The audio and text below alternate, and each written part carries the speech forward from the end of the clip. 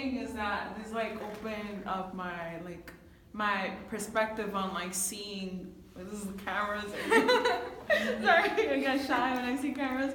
So this like opened up my perspective a little bit on the people who are gonna be our future vice presidents, and it's because it's like sometimes we don't realize that our words don't get heard, but some of the times our words do get heard. When I heard about the whole thing like with immigration, I kind of felt like comfort. And the reason was because I felt like they were gonna talk super bad about like the immigrants, especially like in Aleppo. I thought that problem wasn't gonna be brought up because every single time they would want to bring up the problem, they brought up other problems. But I think this is a very serious problem.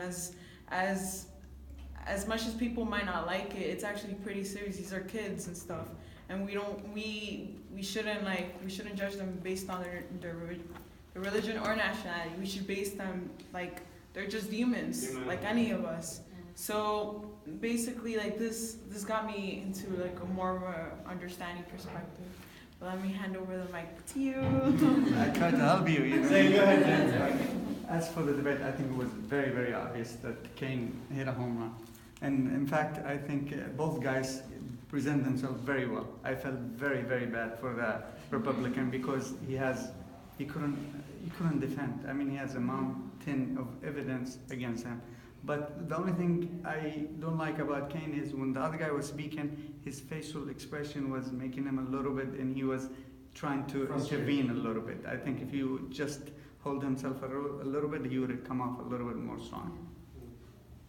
I want to add to that. Yes, ma'am. I thought that this debate was very insightful because a lot of the times we hear, Hillary Clinton, like about the scandal and whatnot, but I feel that if you literally just hear out on what values these people stand for, on one side you have someone who is acknowledging what is happening in Syria, you're acknowledging someone like the Democratic side that are supporting women's right, the women's right to choose about abortion, and that is even within divine knowledge, and a lot of the values are just humanitarian values that we all should be partaking in, and I feel that is so important to acknowledge while the Republican Party is not really representing that. And I feel it was very insightful, and it's something for us to really contemplate upon, that the only defense that they can even bring up is that, right, about the scandals and whatever the case is. But when it comes to what values do these people carry themselves in, what values do they even have? I think how old are you, Matt? I just turned 20. Just turned 20. Did you raise your hand? Yes, sister. Yeah, so I thought it was really interesting. I've spoken to a Trump supporter recently, and it was actually a family friend, so I know that one of the main things is this fear of this threat that can come from the outside, and something that Mike Pence didn't mention was that in Indianapolis, their crime rate was really high, and it was their murder rate specifically, and it matched that of Chicago's, and Chicago's way more densely with population and everything.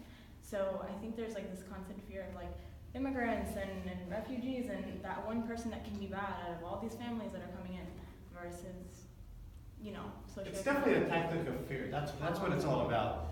His foundation is premised on he's a bully, and if he wasn't a millionaire, I've never seen an elected or someone, a candidate for any position that is so poisonous, and he got away with it because he's a bully. And I think, but this goes to show how negative the environment is for everybody else.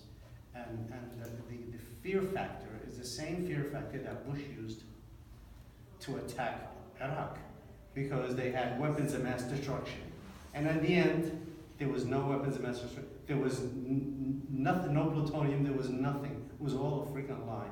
And at the end of the day, the fear always does that. And you know what? The same ideology is that if you go back to the story of Moses, Pharaoh used the same ideology of fear. Because he said when Moses came to him to say, worship God, he's the creator of the heavens and the earth. He said what? I said, look at him, he's changing the way you think. He wants to change the way you have lived and your parents have lived and your previous parents have your ways of life. He wants to change it. What do you think I should do? It's fear. That's all it is. They have no plan for anything. And at the end of the day, it's about us to really stand up. And I've never seen a Democratic National Convention. By the way, this Democratic National Convention, my wife spoke actually. I'm not saying it because my wife spoke, but this was the first Democratic National Convention that had not even one Muslim speak. Before this convention, not one Muslim has ever spoken for the last 100 years. This year, 7 Muslims spoke. On Tuesday, Sherman Jackson, who was a scholar of Islam, he's an African American, he opened up with the Quran. Wednesday was my wife. Thursday was Kareem Abdul-Jabbar. Yeah. Kareem Abdul-Jabbar, and he introduced Mr. Khan, him and his wife. And then there was an army veteran also. And the 7th person I don't remember. Khudru Khan. No, Keith Ellison, Congressman Keith Ellison. It's great. As a matter of fact, Congressman Keith Ellison is coming here Saturday. So he's going to come here Saturday for a whole day. So if you guys want to sit with him during lunchtime for about an hour and a half, I will be hosting him in the Hilton Hotel. I have a room that we can have lunch and talk. I think that's a great idea. Now, Congressman Ellison is the first Muslim congressman. He's an amazing person. But, at the end, this Democratic